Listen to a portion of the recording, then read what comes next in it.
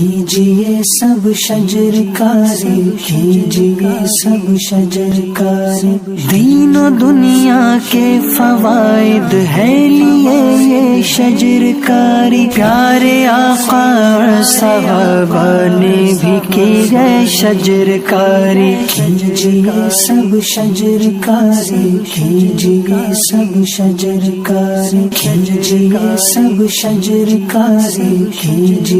سب شجر کاری، گر درخت کوئی مومن بوئے پھر اس میں سے جو کوئی انسان یا پرندہ یا چوپایا کھائے تو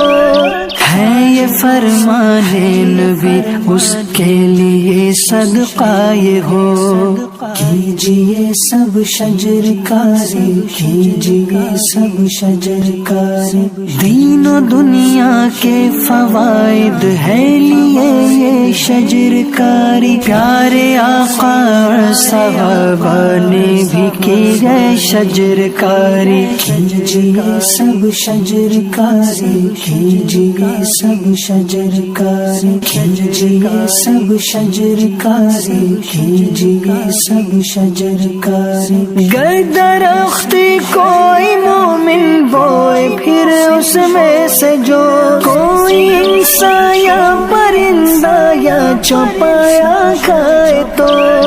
ہے یہ فرمان نبی اس کے لیے صدقہ یہ ہو، کیجئے سب شجر کاری، کیجئے سب شجر کاری، دین و دنیا کے فوائد ہے لیے یہ شجر کاری، پیارے آقا اور صحابہ نے بھی کی ہے شجر کاری، کیجئے سب شجر کاری، کیجئے سب شجر کاری، کیجئے سب شجر کاری، کیجئے سب شجر کاری، گر درخت کوئی مومن بوئے پھر اس میں سے جو کوئی انسان یا پرندہ یا چوپایا کھائے تو